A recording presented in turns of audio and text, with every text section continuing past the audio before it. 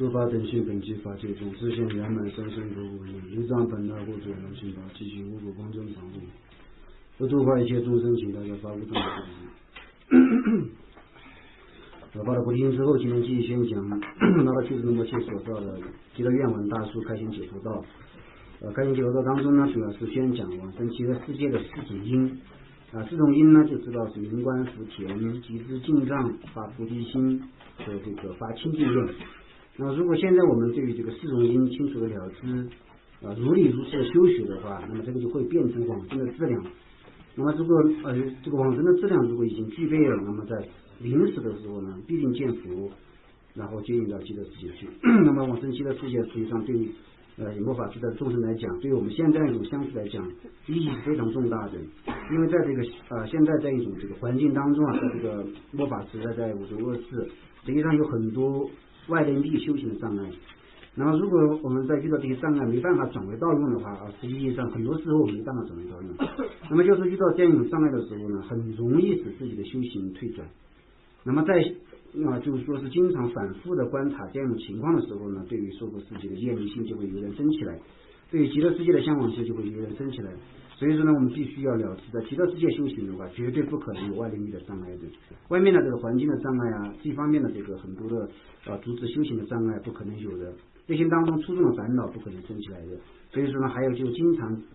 在佛的座下听法，还有很多这个大菩萨、大圣者都在极乐世界。所以说从方方面面的观察的时候呢，修行的这个水平全部具备的。因此我们必须要这个经常性的观察这一种世间的过患，经常性的观察阿弥陀佛极乐世界的功德，如是对比的方式的思维呢，帮助我们相学当中没有产生的这个往生的业的产生起来，已经产生的让它坚固，让它增长，让它不退失。这个就是现在我们要学习这个极乐世界的愿文，或就是说学习这样一种这个著书的殊胜的必要性。总之呢，要让我们内心当中决定产生一种往生的意乐。那么现在在讲这个七支供在讲第二个往生四因当中第二因集资进藏。集资进藏呢归摄在七支供当中。现在在讲第一支，在讲这个顶礼支。那顶礼支呢，略说已经讲完了，现在是广书。广书当中呢也有这个四位名号顶礼和四位名号功德顶礼。如今呢在四位名号顶礼，灵之寿量无数劫，不去涅盘经注释，一心恭敬千百年，除非异俗业果外，受尽亦可享百岁，遣除一切诸恒时，顶礼护主无量寿。那么此处呢是顶礼这个护主一些有情的这个依护，一些有情的护主呢，无量寿佛。无量寿佛和阿弥陀佛实际上就是一个本体。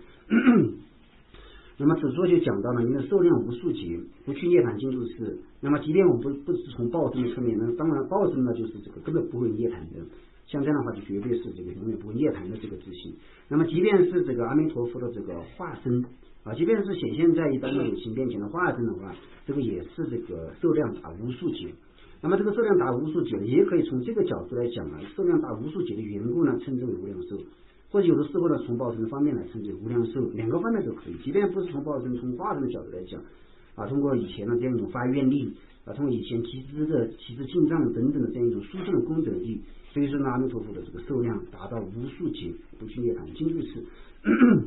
如今众生一心一意的恭恭敬敬的祈祷阿弥陀佛的话，那么除非异俗业果之外，那除了有些这个异俗果报成熟了，一些杀生过多等等，像这样的艺术果报成熟，除了这些之外呢，如果一心一意的祈祷的话，寿尽亦可享百岁。那么可以就是说是遣除一切的恒时遣除一切不能够到达寿量边际的这些所有的障碍。所以说能够让这个众生呢对于他自己的这个引业或者他自己应该享的这个寿数呢可以这个平安的到达终点。所以说呢，如果是这样的话，就是可以享百岁的，或者说通过阿弥陀佛的这个加持力下面注释当中讲，祈祷一次阿弥陀佛相当于得一次成就灌顶。然后如果是这样的话，那么就是说寿尽可享百岁，可以通过阿弥陀佛的加持力呢中间没有任何的这个障碍，安乐而住最终呢可以享百岁。那么享百岁呢，主要是在讲这个娑婆世界的寿量现在是最多达到100岁。主要最多达到100岁的原因，在这个意思呢，从下面的注释来看，这个寿尽可以享百岁的意思，我们可以这样理解，就是说如果你能够想就是说是在这个世间当中能够住世100岁的话，通过祈祷阿弥陀佛，那么就可以顺利的就是说是这个享天年，又叫做受尽一颗享百岁。从下面的意思观察的时候可以这样理解：遣除一切诸横死，那么一切的这样一种这个非死死亡，一切的这个横死呢，通过祈祷阿弥陀佛的这样一种这个功德力呢，完全可以遣除。那么所有的众生不愿意遭受横死的，但是呢，如果我们没有做这些殊胜的顺缘的话，那么这些横死难以避免。那么如果祈祷阿弥陀佛的话，阿弥陀佛通过他的加持力就可以遣除一切众生的横死。顶礼护主无量寿，护主阿弥陀佛，您的寿量长达无数劫，真是不可思议。不去入涅槃，如今仍在极乐世界住世。那么阿弥陀佛的寿量长达这个无数劫这从这方面讲是这个不可思议的因为必定是住持净土在净土当中呢也是发了殊胜的愿的，所以说呢他的寿量呢是达到这个无数劫之长。那么就是说前面我们学习的时候呢，大概有这样的想法，如果到了极乐世界呢，很多的这些在娑婆世界当中的一些修法，也许就不需要修了也许不需要修了，但是真正需不要修呢还不好说。比如说寿命无常，然后像这样一种这个长达无数劫阿弥陀佛的寿命长达无数劫这些有情的眷属呢也是长达无数劫。那么还有一些其他的这样一种这个问题呢可以说是在这个娑婆世界必须要修的这些方面呢，是在极乐世界当中有的时候从这些文句看的时候呢，似乎是不是不需要修的意思也有从一个方面讲的时候呢是不可思议的。现在正在极乐世界住世，专心致志观想时，如果意念许多其他所事，则是三心二意，绝不能这样观想这关于讲这个需要怎么样的意乐，通过怎么样状态当中的观想的祈祷呢，就是必须要专心致志的一心一意的这样一种这个恭敬祈祷。然后如果说一边在观想的时候，在祈祷的时候，内心当中自己分别还在想其他的很多琐事，想轮回当中的琐事，想世间八法，想轮回妙义等等，像这样的话就属于三心二意，这样一种祈祷的力量不专一，祈祷的力量不强烈，所以说得到的加持呢，也就是一种这个没办法迅速的获得。所以说不能够以三心二意的心来做祈祷。所以呢，有的时候很多在修法的时候也好，或者是在修持这样一种这个很多观想作业的时候呢，把内心置于一处是很关键的。所以说佛法当中他非常提倡这个禅定提倡禅定的原因就是这样的。如果就是说平时我们有一个寂止的基础，如果有了寂止的基础呢，实际上我们粗大的分别心它是不会这个就东跑西跑的。我们现在呢就是说在散乱位的时候没有产生这个寂止，我们可以观察我们的这个心压不住自己没办法对于这个善所缘一心一意的这个专注。所以很多大的他的修行之初他虽然抉择的时候呢，首先是把这样一种升观觉得再抉择这个寂止，但是修的时候呢，首先修寂止。寂止如果有一定的成效，念佛的时候呢心很专注念佛的时候心很专注，祈祷的时候很专注，念咒的时候很专注，那么修什么法都能够很专注。所以说如果能够这样做的话，那么这个效果就是非常非常重要的。所以此处呢一方面告诉我们就是说在祈祷的时候呢，尽量避免三心二意。但是真正我们要避免三心二意的话，一个殊胜的方面就是立地要产生这个寂止内心当中要有一种这个不要说是四禅定即便是欲性一境的这样一种这个只能够产生的话，都是很善妙的。通过这样一种境界就修持这个佛法等等，它的这个效果非常的所以以后如果我们真正要专修的时候呢，首先引发这个寂止的这个这样的功德，确实是对我们这个修行任何的这个升观，任何的这个祈祷作业都是有非常大的必要性。有的时候我们会发现呢，如果是在散乱的状态当中就念咒观想，好像觉得容易念。那么如果让你什么都不做，就这样坐下来观本尊或者说念咒语时间不长，我们就有点散乱的，而且就是说是觉得很难熬，这个事情非常难熬。这个方面就是因为有没有寂止。那么如果有寂止之后呢，那么自己的心就可以一直专注在这个上面，很难以散乱。那么如果是这样的话，就是说是真正要修行的时候绝对是必不可少的。而要意念，无论是苦是乐，是上升还是下堕，我无有其余的归处指望处。那么现在我们要诚心诚意的意念，不管现在是苦也好，是乐也好除了阿弥陀佛之外呢没有归处，没有指望处。不管是上升也好，还是下堕也好，除了阿弥陀佛之外呢，没有归处指望处。那么实际上就是唯归您就是唯一把你作为一个依护这个地方讲顶礼护主无量寿。这个护主无量寿的意思就是讲我们要把阿弥陀佛作为一个就近的归处就近的一种引导者。这个方面的话就产生一种极其强烈的信心。那么虽然在其他的引导文当中呢，对于每一个主尊都是这样的。我们在修上师瑜伽的时候呢，上师就是一种唯一的归处指望处，除了您之外呢，我绝对不寻找其他的。那么像这样每一个修法当中都有这样一种要求。那么实际上我们就说是你看你修什么样的法，如果是在修阿弥陀佛的时候，在修极乐世界的时候呢，前面也讲过，实际上阿弥陀佛的自信和所有佛菩萨的自信一样的，阿弥陀佛也就是上师的自信。如果了知这个的话，修持的话根本不矛盾的比如我们在修上师瑜伽的时候呢，是这样祈祷的。那么实际上就是说是上师和所有的佛而无别的缘故呢，我们就这个地方的这个含义真正的内心它的核心的这个意思就是说，上师为本体的所有诸佛，或就是说是这个把所有诸佛归集在上师当中。我皈依上师，唯一皈依上师唯一就是说是这个礼拜上师、供养上师，实际上就是没有舍弃其他佛的。那么就是在修阿弥陀佛的时候，原理就是这样的，完全是相同。就说前面这个统的窍诀，如果我们掌握之后呢，在很多地方可以举一反三，可以帮助我们，就是说是在修持的时候呢，有一种真正的一种修行。如果能带着这种心念虔诚祈祷，就是获得加持，主要是有个强烈的信心。那么我们就说不要生心二意，不要有怀疑。那么就是说是不管是苦也好，是乐也好，都是不变。但是呢，就是说有的时候我们不注意的话，不要说是其他的这些人有的时候我们容易观察这些其他的人所谓的这些修行失败者我们就说这些人的这个心三心二意以前就是说对上师三宝这么大的信心，现在已经失败了。也许我们在观察别人，但是也许过了几年之后呢，我们就成了别人观察的对象人你看某某人以前怎么样，现在怎么样，这方面都是有可能性的。那么就是说是不管怎么样呢，在遇到违缘的时候容易退失，遇到障碍的时候，尤其是祈祷之后呢，好像这个效果不明显的时候呢，对于阿弥陀佛对上师等等的这个信心有可能就开始动摇，还是退多了。但是现在我们要树立一个观念，就是说在轮回当中或者在修行过程当中，不管遇到这样一种痛苦也好，还是遇到这样一种这个巨大的障碍也好，实际上我们的心都不重要。如果首先确定了一个这样的观念，那么当我们在遇到痛苦的时候呢，我们也不会怨天尤人，也不会埋怨阿弥陀佛或者上师没有加持，或者即便是我们快乐的时候呢，也要想实际意义上的这些快乐都是无自性的这些快乐都是一种无常变化的自性。除非你到了极乐世界，如果没有到极乐世界，在轮回当中这些快乐全部都是一种这个就是没有什么可靠处。现在享受的，过几年之后，或者乃至于过几个月之后呢，这个快乐就完全消失，乃至于明天的时候，这个快乐可能没有了。所以说，不管是苦也好，是乐也好，都要唯一的皈依这个就是皈依境，上升也好，下堕也好，也是这样。反正呢，不管怎么样，我把我的一切交给阿弥陀佛，交给上师阿弥陀佛。所以说呢，就让我上升我上升，让我下堕我下堕。像这样的话，就是说是这个一心一意的皈依，就是没有其他的这个想法，一心一意的皈依。那么我们不可能，我们想的不可能，就是说阿弥陀佛让我们去下堕的。上师呢也不可能让我们去下堕的，所以这个方面的意思主要是表示一种决心不管是什么情况，反正我只是皈依上师三宝，只是皈依上师阿弥陀佛这个方面呢必须要这个有一个培养一种很清净的心。如果是这样祈祷的话，那么加持力就非常迅猛。如无经莲师曾说，具诚信者得加持，远离疑惑成所愿。梁大师也是讲过，具有诚信者呢，他容易得到加持。你的诚信很猛烈得到的加持也非常的强烈，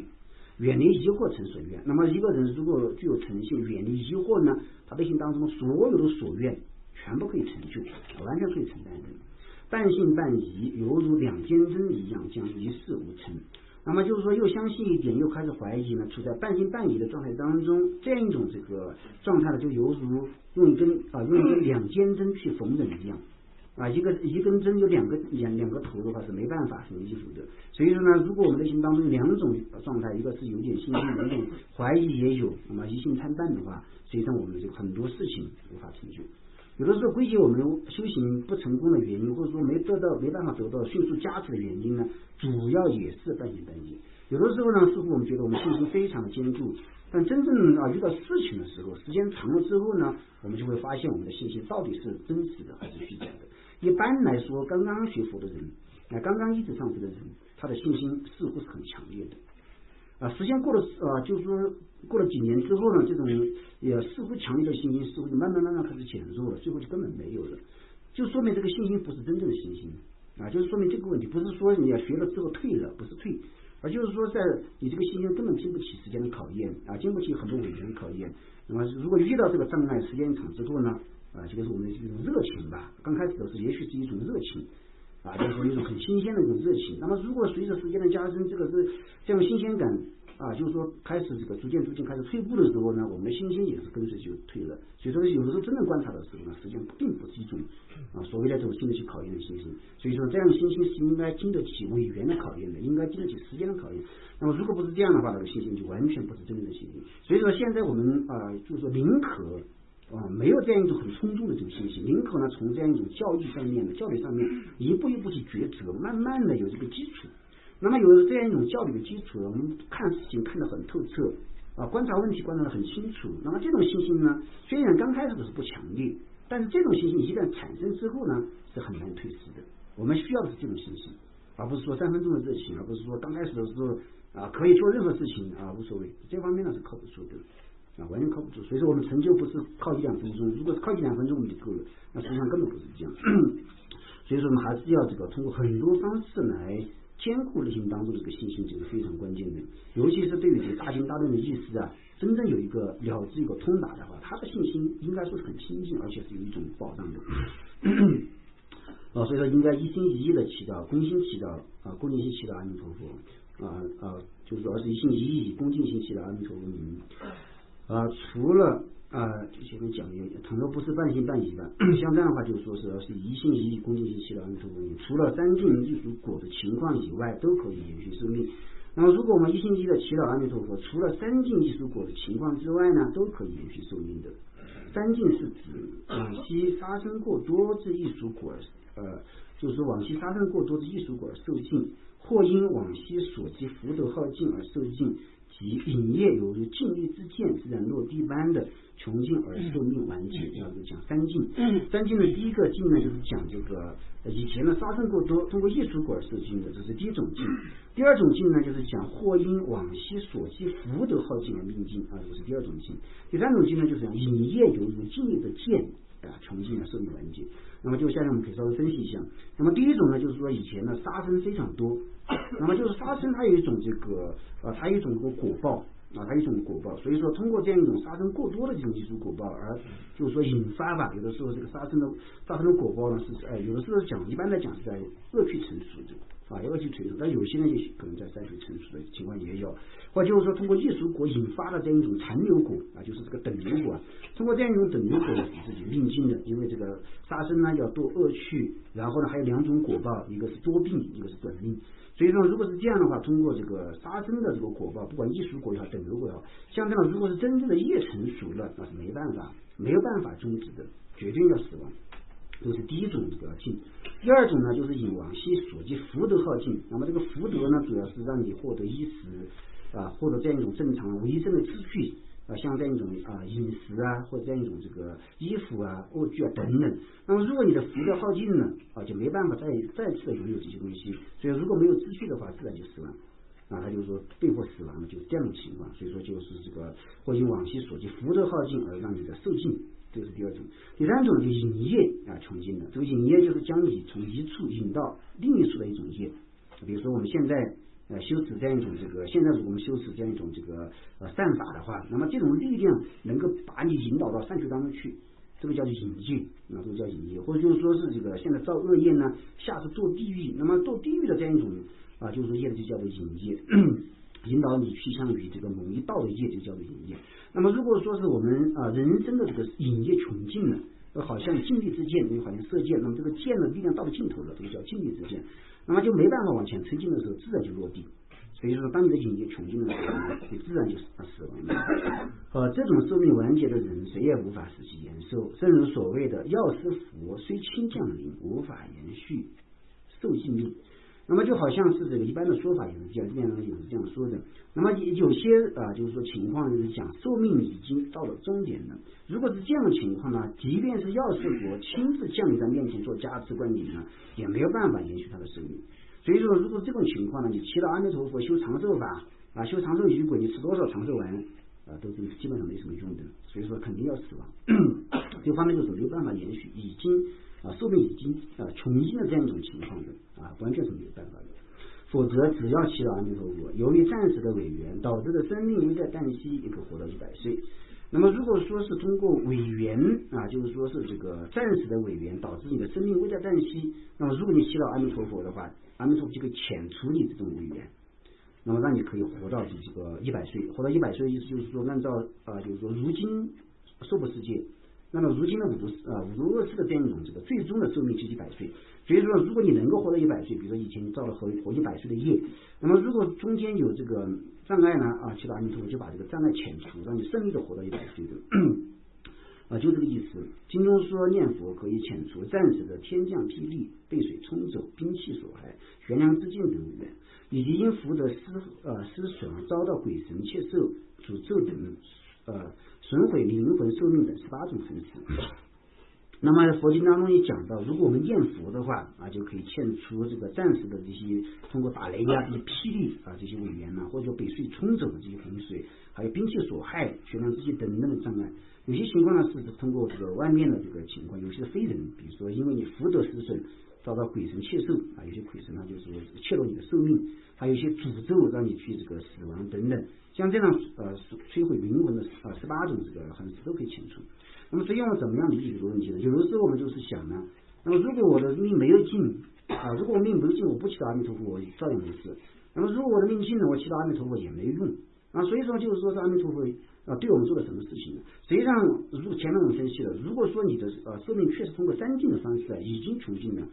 那么就是说是这个祈祷阿弥陀佛想要延寿这是做不到的想要延寿做不到。但是如果说是这个就是说没有用了也不能说，为什么呢？因为这里面有一种横死这里面有一种暂时的违缘。也就是说我们怎么样对待这个暂时的违缘呢？这种所谓的横死，如果遇到的时候你不遣除的话，你就会死；如果你遣除了，你就会活下去。那么这种力量你对你自己来讲是没办法操纵的，你没办法操纵这种力量，所以你自己通过自己的力量要把这个横死遣除，它是做不到的。那谁来做？佛可以做，阿弥陀佛就做这个事情。所以对我们来讲仍然有用。而且就是说我们在这个遇到这个障碍的是暂时的违缘在生命当中有的时候会出现很多这样一种这个横死的情况。本来来讲的话，你如果不遇到这个，或者说你遣除了这个，你可以顺利的活到你的这个预定的寿命。那么如果你不遣除呢，就在这个地方终止了这个叫一种横死的因缘。那么这种横死的因缘对每个人来讲都可能存在都是可能存在的。所以说如果我们祈祷阿弥陀佛了，就可以把这些横死全部摧毁。还有在药师经当中讲，祈祷药师佛他也是有愿，也可以把这种横死全部消除。还有其他一切的佛之间都可以遣除这样横死，只要我们内心当中有清净的信心，这个可以把这样一种这个横死的因缘、暂时的受障，就可以把这些呢全部这个遣除。那么还有一个问题我们需要了知呢，即便是寿命已经终尽了，但是呢就是我们念佛虽然就是说对你的寿命延续是没有这个帮助的，但是念佛仍然有帮助，还是有好处就对你往生极乐世界或者说遣除你在死亡的时候这些很强烈的痛苦，或者说给你后世种一个殊妙的善根，全都是有用的。还有一种情况呢，上次也讲过，如果是你的这个前世的业引发的这些这个很强烈的疾病有些很强烈的疾病呢，根本你不管是看医生也好，怎么样都没办法遣除。有的时候就是说通过佛菩萨的加持，通过共生或者念经的方式能不能遣除呢？如果说是前世的这样一种这个杀生等业引发的疾病的话，基本上也是没有用的基本上没有用。所以说如果要彻底把你这种通过杀生这个业而导致的这样一种这个痛苦当然这个在这个顺文在这个就是说是解释当中是讲的这个寿障就是讲这个寿命延续从另外角度讲呢，就是说生病很严重的这样的疾病呢也是很难奏效的。所以有的时候我们就是发现一些很多这个病人呢生病之后呢，看病吃药也不行，念经也不行，念什么不行，念寂静法也不行，念分别法也不行，自己念也不行，请上身念也不行，身中念还是不行。所以即便是我们说阿弥陀佛来肯定也是不行的，因为就是说你的这样一种你这样一种这个艺术像那你们以前所杀生偷盗等等这样一种业现前，这样业现前的缘故呢，就好像这个果实已经成熟了，这个苹果已经成熟之后呢，你要把改变的是改变不了的，你要改变就是在因上面去改变在因上面改变。如果这个已经成了果实了，它没办法改变，只有接受它。所以说现在我们就是说，如果以前的业引发的这种业成熟的一种疾病等，基本上也是没有办法清除。那么如果是一种这个非人作害暂时的一种违缘、四大不调等等这方面的疾病呢通过这个看病这个药还有一种力量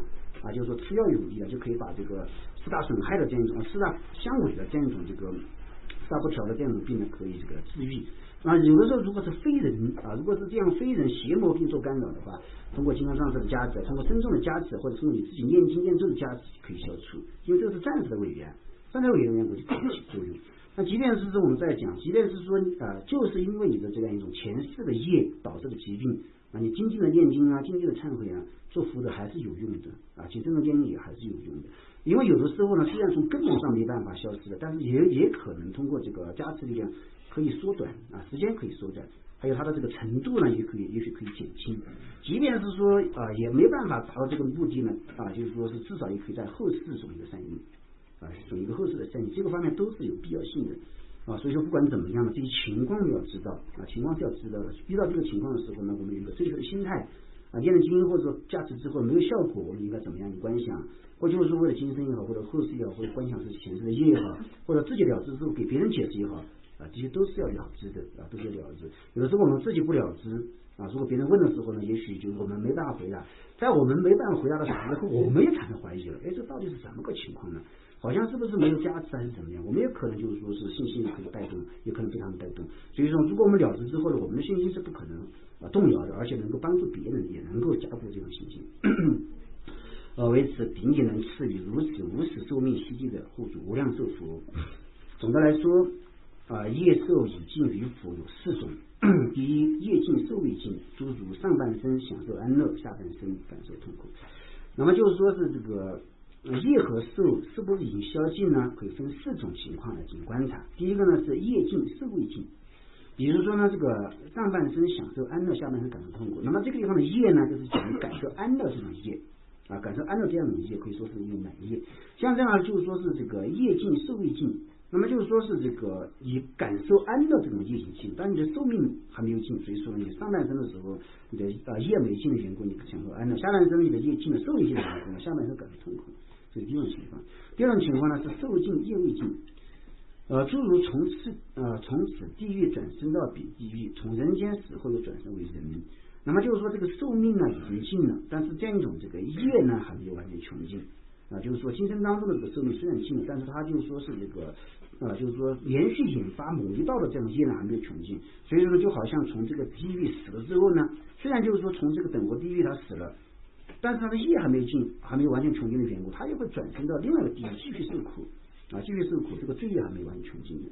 或者就是从人间死后又转生为人就是说今生一世当中的这个寿命尽了，但是他就是说连续的这个业没有尽的原因又转生为人。有的时候呢，在这个造业的时候呢，他会有这样的情况的也会这样的情况。有的时候你死了之后马上就转到其他道，有的时候死了之后连续转连续转，就像以前我们学习过的这个屠夫那个公案嘛，在佛世的时候他以杀羊为生杀羊为生呢，就是说杀羊杀了之后呢，死了之后又转人，有的时候转天道等等，来回的在这个人天当中转。实际上他就是说以前他造了一个殊胜的业，以前供养过一个独觉，所以因为以前供养独觉的这样一种这个独觉的善根的缘故呢，他连续很多次在人天当中这个可以说是转生有这样一种情况在里面。所以说呢有的时候业呢还有很多复杂的，有的时候我们的善心升起多少刹那，就是我们在供佛的时候或者在帮助别人的时候呢，有的时候是一念善心就是一世有的时候一念善心就是一世。所以说如果你的这样一种这个念念相续很长时间的话，那么通过这样一种这个差别的因，那就会导致你在这个以后的果当中呢，差别的果就是生生世很多世当中都连续转这样一种这个天人这样的情况是有的。但是如果就是说是遇到了这个强大的委员，就是比如说你在转的时候呢，像屠夫一样，像前面那个屠夫一样，他就是说在转人间的时候，尤其是又到人间的时候呢，他每一次都杀羊，就这样一种这个业呢，会这个让他的这个福业，让他的福业就是说缩短让他福业缩短了，他也能够感受这样的果，但是在感受的时候呢，也有这样的缩短的情况。所以说这个里面也很复杂就是我们说这样一种业当中很复杂，有的时候是一种比较单纯的这个业比较单纯的善业，有的时候呢在这个造善业的时候又产生一些恶心，所以说呢导致它这个果报也有这样一种不同。以前我们讲过这个就是说是这个阿拉律国王阿拉律转轮王嘛，他以前不是用一把豌豆供佛，那么在有些这个传记当中讲，他在以豌豆供佛的时候呢，他是发了善心，但是那个时候就供完的时候，这个过程当中他产生一念恶心，对佛产生一念恶心，所以说他就是这个方面的情况，就是讲善恶夹杂的。当他就是说最后在第4天享受了和这个36代第4平起平坐，最后堕落下面，最后就是从那个地方一下堕到地上，这个就是最后他的生一念恶心的果报。前面是他生善行的果报，后面呢是他堕下来的时候，他对佛生恶行的这样一种果。这个方面情况也有所以说我们在造业的时候，我们会发现有的时候很清净突然有就是说没有来由的产生这个恶业呢，都是有可能。那么如果是这样的话，那么这样的业以后在成熟的时候也会这样一种这个安乐和痛苦夹杂也会有这样一种夹杂的。所以如果有的时候忏悔了，忏悔之后呢，也许你在做安乐的时候突然受到挫折后来又突然起死回生的有这样的情况也很多。所以说这样一些气场我们就没办法观察，只是从一些公案呢从这些有些情况就是大的分析，我们大概了解一点。那实际上我们要去完全就知道到底是怎么样的情况，佛都遮止了我们在学术中呢后面要学习的时候，佛都有遮止视为这样一种这个诸业果。实际上我们是越视为越糊涂的，我们没办法把这个业果问题视为清楚。所以说主要是依靠教训，主要是依靠较量，我们来呈现这个业因果。这个方面就是第二种情况了。第三种情况呢，就是讲的这个业尽受益尽诸如从人间死后堕入地狱。那么这样情况讲的这个业也尽了，受也尽了。所以说呢，比如说人间死了之后呢，然后堕入地狱当中。第四呢，业受皆未尽，诸如终身享受安乐。这个讲的业也没有尽，受也没有尽。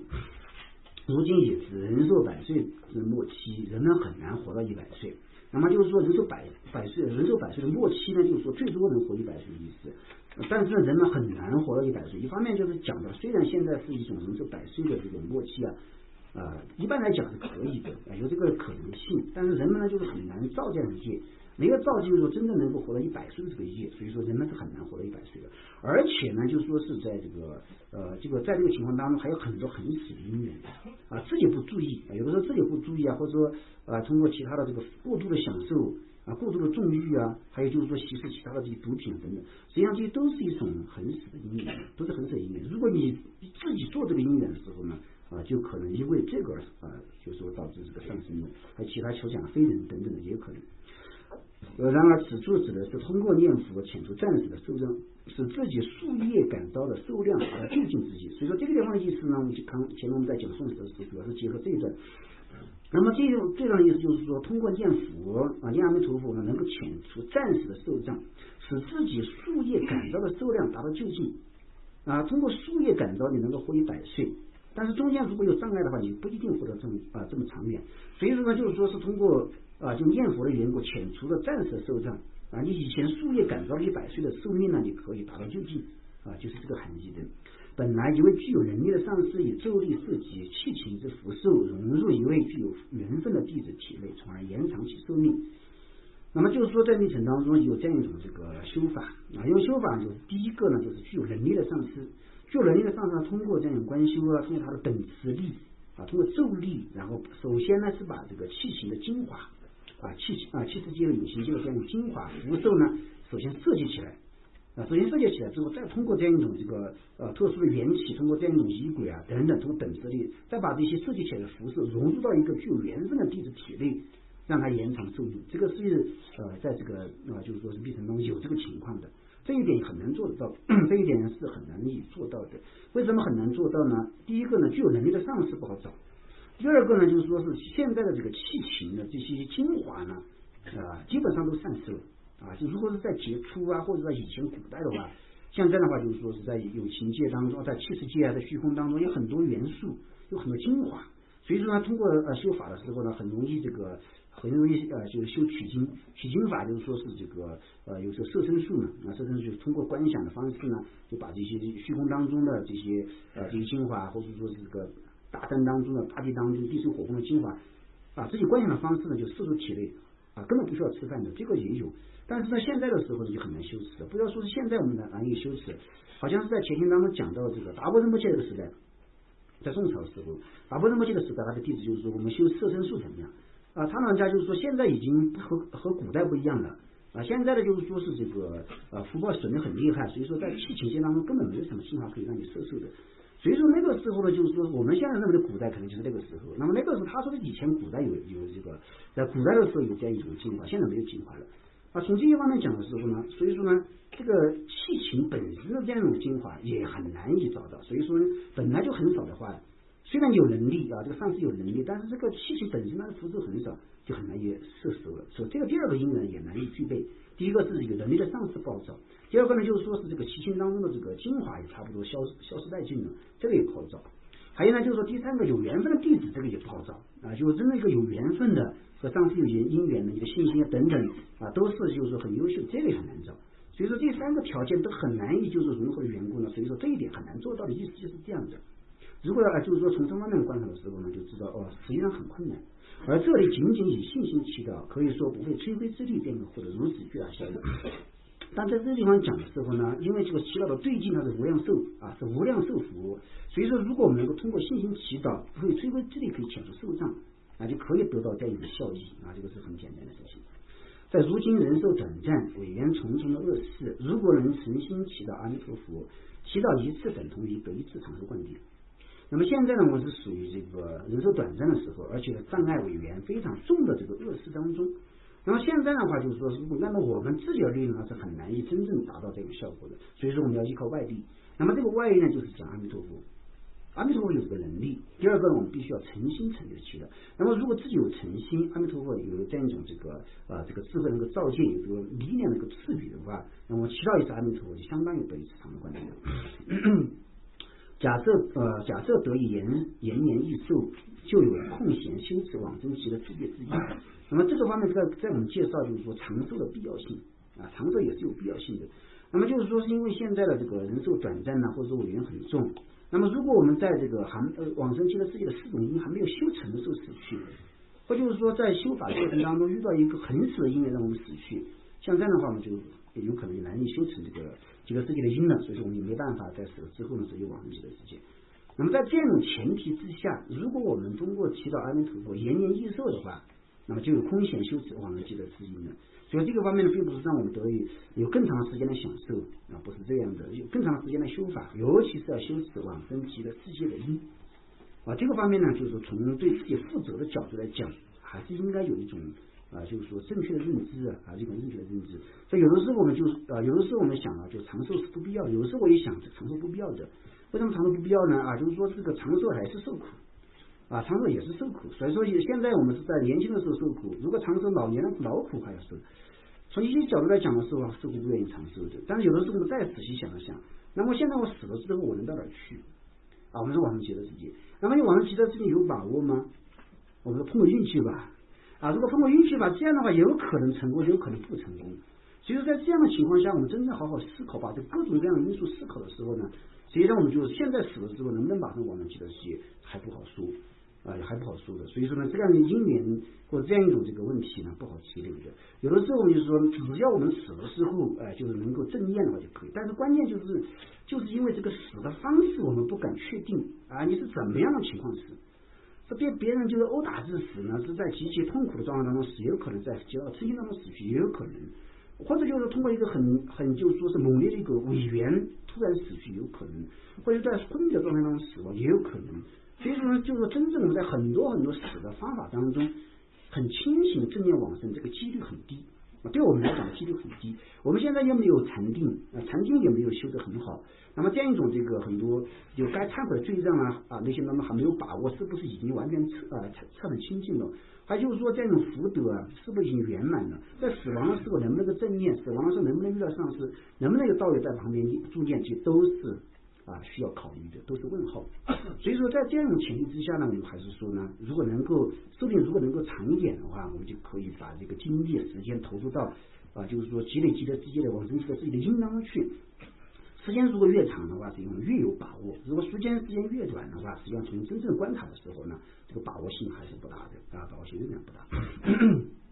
所以说这个方面讲到了，就如果人年益寿的话，就可以有往生极乐世界的这个因了。所以说现在我们讲的时候，第一个呢，就两个方面我们比较清楚。第一个就是说是一点都不想要长寿这个想法。第二个呢，就是说想要很长时间的原因是主要是怕死或者说主要是想要有更长时间的享受。这两种观念都是不对的。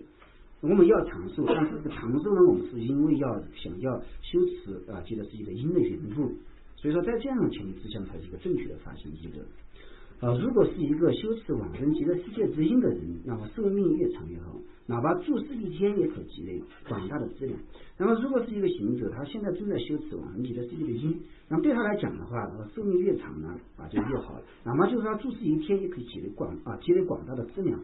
你看你灵观福田，观想一次佛陀什么样的功德，然后就发菩提心发一次有什么样的功德修持这样一种七支过有什么功德，发清净愿什么功德。所以说这个都是在你现在寿命存在的时候就好做的，如果这个死了之后呢就不好说了，我们再继续做下去了。所以说哪怕多注释一天呢，也可以减广大这样的缘故呢是有必要性的。如400论中云，具戒久存活，能做大福德。那么就是说400论当中讲对于一个这个修行者来讲，虽然已经观身了就前面去观就是说已经观身如愿嘛，像这样的话就是说是这个虽见身如幻，就是前面是就是这样讲的。所以说呢，就是在观体身体的时候，虽然它是很不清净的一种人体，但是呢我们还是应该保护身。就是因为具戒久存活能做大福德的缘故，具有戒律而且有久存活的话，能够做大福德，这个是一种通语。那么如果放在极乐世界的因当中的话，就是说如果你具有戒律而且有长久存活的话，能够就巩固我们极乐世界的4种因。而作为行持恶趣之因的罪孽深重者，寿命越短越好，哪怕是一刹那留住于世，他也会积累严重的罪业。那么就是说这个前面是对于寿命修善法人来讲呢，寿命越长越好的。那么如果是对造恶业人来讲的话，那么就是说寿命越短越好。那么因为呢他就是说时时刻刻都是在行持度恶趣的因，那么就是说你住的时间越长你的积累的罪业也就越重。那么就是说你的寿命短，虽然就是说是这个死了之后马上堕地狱马上堕恶趣，这个是没办法逃脱的，但是呢因为你短命而死的缘故呢，就是说是也省了很多很多的罪业呢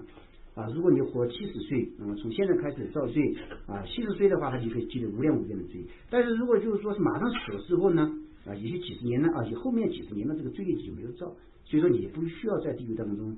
再多感受这样痛苦的时间了。所以说呢，从这个道理上来讲，如果道理上来讲的话，就是说是造罪的人，尤其是严重的人，那么哪怕是多一刹那，不要说一天，多一刹那留住于世他也会积累严重的罪业贪心嗔心邪见呢，还有很多这样一种这个杀生偷盗邪淫的这个很多罪业都会积累。所以从这个方面观察的时候呢，二者之间有差别的。当然我们也知道了，这个并不是在让别人死我们自己也不能这样去想，也不能劝别人这样去做。因为在我们学纪律的时候也知道有个劝善人士嘛，有个劝善人士。所以说就是说你看到别人一个造罪的就是说你的罪业太深重了，你这样活到下去，你这样活到世界当中没有意义，你干脆自杀算了。那么如果是这样的话，就会犯戒律。所以这个地方呢，这个没有这个痕迹的。这个方面主要是让我们对照有这样2种情况。所以说呢，如果现在我们的这个正在造业的话，我们就知道这样一种造业是没有意义的。这样造罪业呢，只能够引导来世堕恶趣。那么如果现在我们就是说是这个就修善法的话，那么这个长寿一点也是可以。主要是让我们观察自己在做善还是做恶。那么如果是在做恶的话，尽量把这样一种发心的行为挑正过来。如果在做善的话，那么就长寿就很好了，是这样一种意思，并不是在劝别人去自杀。如寂天菩萨说：“人间岁死末，不愿行命活，唯行罪恶事，苟活亦安在。”那么就是说是这个宁愿现在马上死去，也不愿意惜命来存活。那么一个人如果唯行罪恶事，苟活，就是说是这个赖在世间当中有什么意义呢？实际上对这个修行者来讲没有什么意义。这以上是观想阿弥陀佛从功德的侧面具有不同名号定义。那么这个是个总结了。总结的话，前面就是从阿弥陀佛就是观想阿弥陀佛从功德的侧面，从法身又从他的引导者从遍知等等，那么从不同的功德的侧面具有不同的名号做定义，实际上是一个本体。单单因为报身与化身的差别，以及身体所放的光芒无边而称为无量光佛，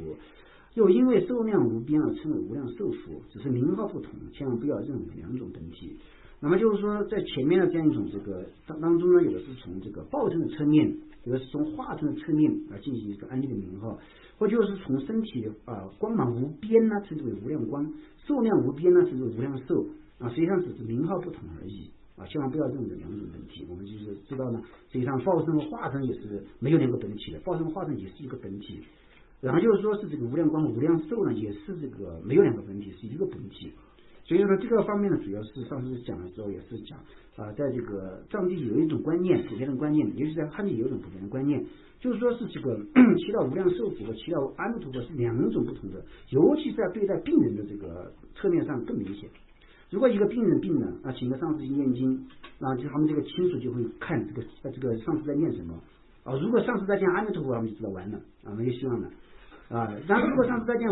在讲这个长寿佛就觉得还有希望就是这样，他就觉得阿弥陀佛是专管超度就是说是无量寿佛呢，就是保证他就是说住世的这样一种。实际上呢，上次说这样一种观念是不正确的，也许在汉地也有这样的观念，也许我们自己也有这种观念。那么就是说，我们如果说是在这个念的时候呢，实际上也是在念这个如果就是说是要长寿的时候，也可能是应该念无量寿佛，不应该念阿弥陀佛。如果是念阿弥陀佛呢，肯定说是差不多了就肯定是没有那个长寿的意义。但是呢，就基本上讲的就是这样的意思，就是说阿弥陀佛也好，就是无量光也好，无量寿也好，它是本体不相冲不要认为有两种本体，尤其是千万不要认为一个是注释的，一个是超度的。像这样的话，就说是不要这样想。但是我们在观念当中呢，已经肯定有了这个观念的。但是呢，有了这个观念，或者我们在就是说是我们在超度的时候，我们没有念无量寿是我们在念无量光。这个方面呢，也是一种也是一种这样一种方式我们也许也认为是无量寿和阿弥陀佛是不一样的两个本体，但是呢，从观念上面应该知道没有两个本体可言。总之，我们不应认为求破传承。诵极乐愿文是老年人的修法，求长寿灌顶诵长寿仪轨是年轻人的修法，而要把所有这些法作为人人必修之法。所以说呢，我们了知前面这样一种这个无量寿佛、无量光佛，实际上是这个一个本体之后呢，我们就不要认为这些求破传承或者说念极乐愿文这些老年人的修法。那么如果就是说是长寿灌顶也好，或者说是念长寿仪轨这个是年轻人的修法，千万不要这样想，应该把这个所有的法人人必修的法。也就是说，你的这个老年人呢，也可以求长寿灌顶，也可以长寿念仪轨，也可以修破也可以念极乐愿。年轻人呢也是一样的，年轻人也要修破也要念极乐愿文，也可以念长寿仪轨等等，这方面都是这个都是要做的，不要认为有这样一种这个不同。尤其是呢现在我们也讲了对于年轻人就说是这个也要从现在开始注意极乐世界，也开始期待往生极乐这个世界的因，也开始念极乐愿文了，就是因为这个是提前准备，尤其是一种观念的转变观念的转变。所以说呢，如果我们认为现在不用管它，现在是好好的就是说享受的时候，至于念佛呢、念极乐愿文到老年的时候再做。或者有的时候我们就讲你就念佛嘛，念阿弥陀佛是老年人的事情，年轻人呢就可以做其他的可以这个就是说是练习教理这一方面。实际上的话就是说是这个年轻人不死的就是说年轻人不需要念极乐愿文的这个谁有根据呢？谁有理由是能够安利？都没有办法安利。我们只是一种想当然的认为，现在我还早等我到了这个几十岁之后再去念佛也不迟。但是就是说从真正的历史的这个历史这样一种情况看起来的时候呢，老年人死了很多，年轻人死了也很多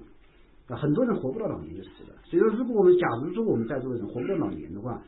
那我们就没有说以后再念佛的机会就没有了。所以如果从现在开始呢，现在就开始这个修这个往生法，现在就开始念这个极乐愿文，现在就提前准备，然后就是说不管你什么时候死都有一种安慰，什么时候死都有一种准备了。所以这个方面也是一种观念上的转变。为什么就是说是在很多地方呢，就是讲到的是我们不要认为就是这个两种很大的差别，不要这样认为的。老年人也需要这个就是说是这个闻法，年轻人也需要修持这样一种往生法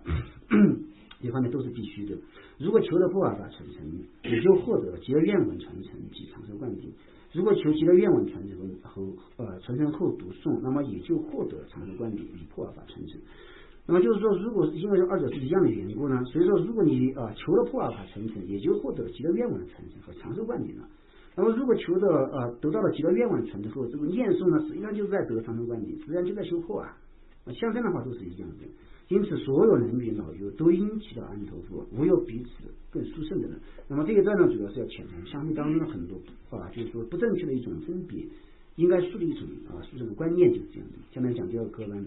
视为此名号功德作礼下面就是观察这个名号的功德，视为这个念诵名号的功德之后呢所定义的。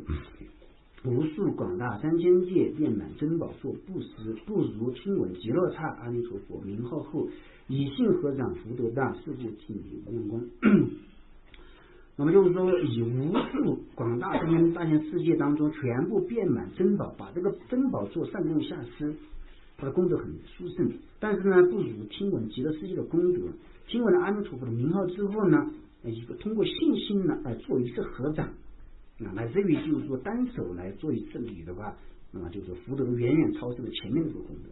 事故尽离无量光。所以现在呢，我们要好好的这个顶礼阿弥陀佛，要对阿弥陀佛产生信心合掌做恭敬的顶礼这个叫他的这个功德很超胜。单单是念名号呢都有这么殊胜的功德，仅仅是以一碗青稞做供施也会获得无量福德。那么就是单单是以一碗青稞来做上供下施的话，也可以获得无量无边的福报。就是在很多这个公案当中呢都已经讲过的。但此处并非仅此而已，即使是不计其数、广大无边的3000大千世界，所有刹土中遍满七宝，以此上供三宝，下施众生的善根是无量无边的。那么此处的并不是以一碗青稞来做供养，并不是这样的。即便是就是说是不计其数的广大无边的3000大千世界，所有的刹土当中都通过七宝来周遍，全部遍满了七宝了。那么以这样一种这个周边的贡品呢，上供三宝，下施众生的这样的善根呢是非常大的极其大。我们现在还没办法做到这些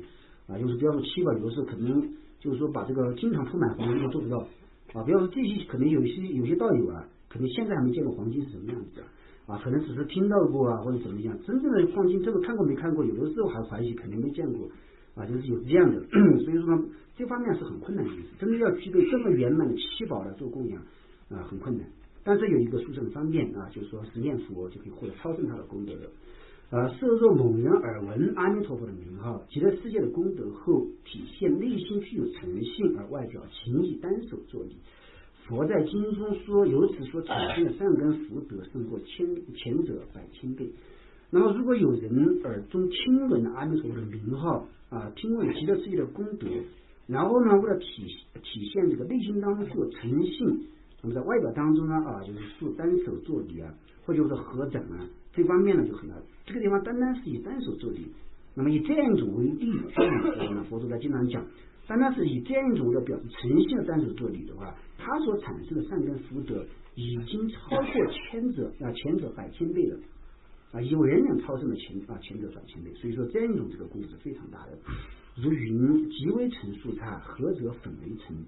多于此刹中满宝做布施，此福亦不同。闻阿弥陀佛极乐刹圣者欢喜合掌福，故闻当潜移。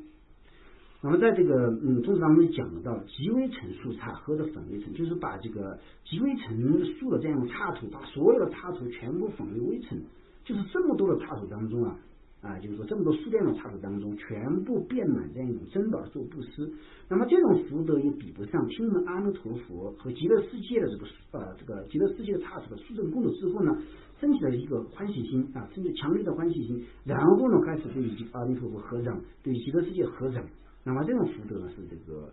没办法比的，叫故闻当潜。所以听了这样一种这个功德之后呢，应当潜出怀疑，潜出怀疑和之后干什么？潜出怀疑之后呢，就对阿弥陀佛来顶礼，就对阿弥陀佛来合掌这个方面的这个功德是非常巨大的为此三门以最大的恭敬顶礼护住阿弥陀佛名。这个比喻是指将整个大地所有微尘数的世间刹土粉碎成极细微尘，比这更多数量的世间界。那么这个比喻就是前面所讲到的这个，即使是不计其数广大无边的3000大千世界等等，就是个比喻。那么这个比喻是讲把整个大地的所有微尘数的世间刹土，就是说现在我们整个大地呢，这个微尘是没办法比的没办法数的。所以说以整个大地所有微尘数的世间刹土，然后呢为第一个量，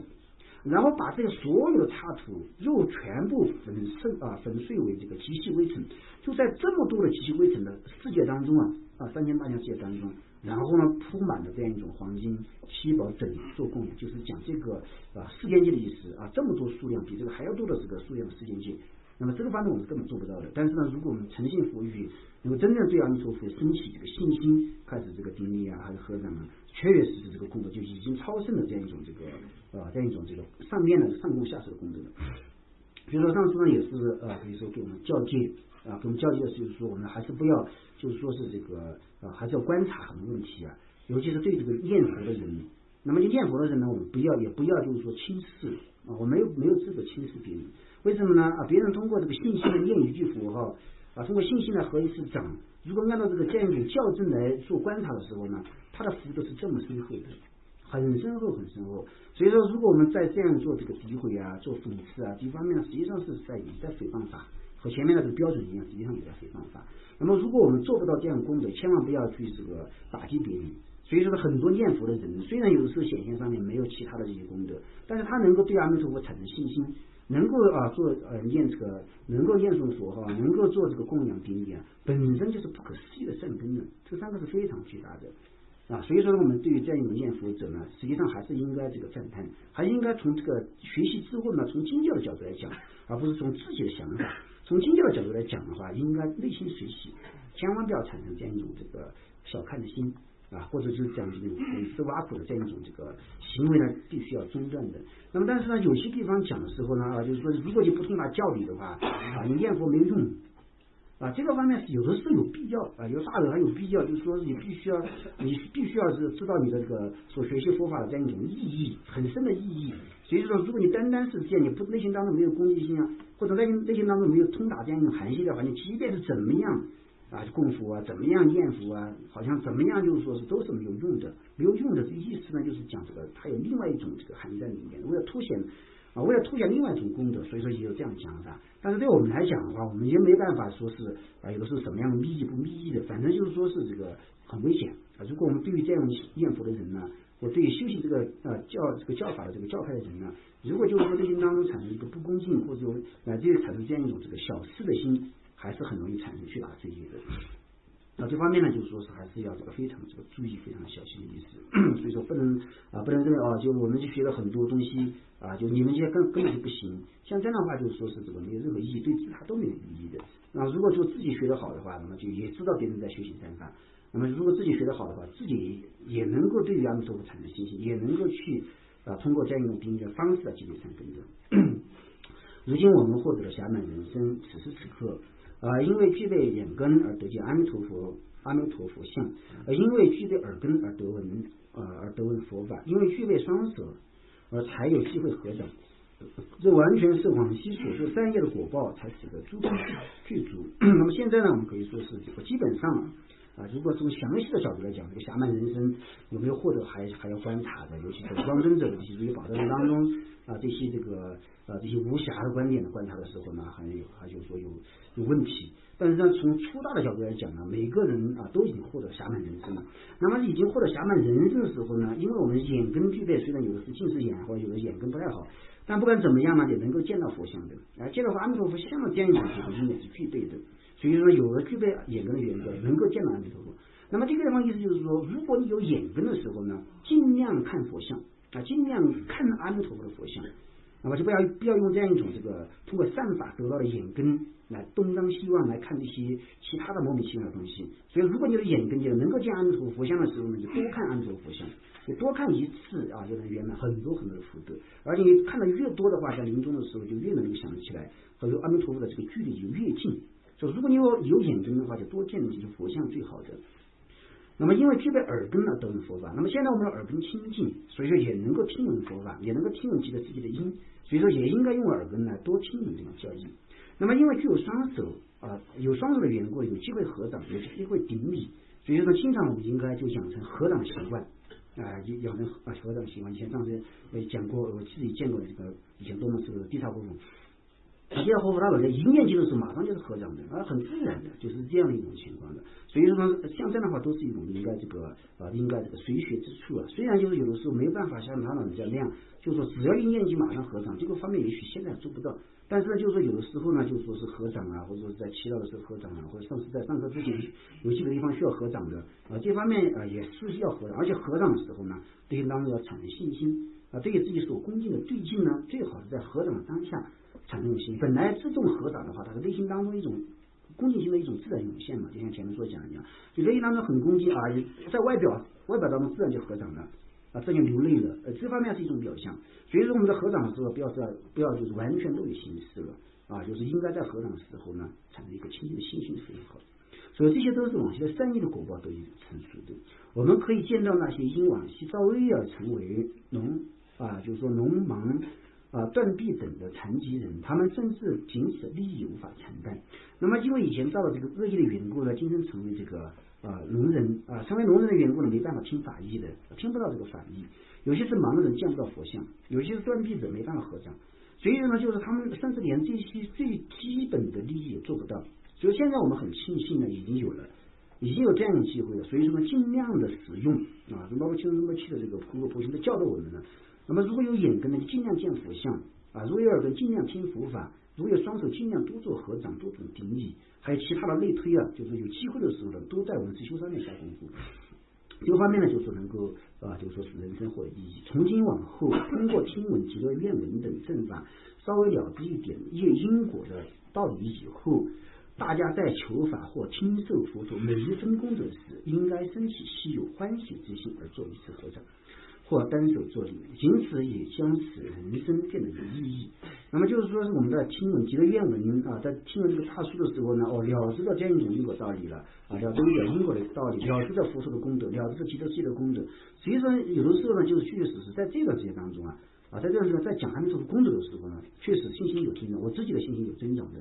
啊，确实有，因为它的教义啊，就是有这样一种功用。他诵持有这样的功用，他的注释也有这样的功用，所以说现在在见阿弥陀佛的时候呢，就觉得这个阿弥陀佛功德非常的殊胜啊，经常呢也要这个发愿呢往生啊，发愿往生这个方面呢，就说是经常要思维。那么现在我们就通过这段时间学习的时候呢，我相信每一个道友肯定都是有这样一种感觉。但是如果以后不作意不去观察了，也许这样的感觉就会退失，这个是凡夫人的这个正常情况。所以说，为什么就是说一直要就在法律上面多串习，让自己的信心不退的原因呢？也就是这样的，完全就是这样所以说呢，如果是听到这个功德的时候呢，升起信心、欢喜心，做合掌、顶礼这方面能够使这个人生呢具有意义的是这样。今天讲到这个地方。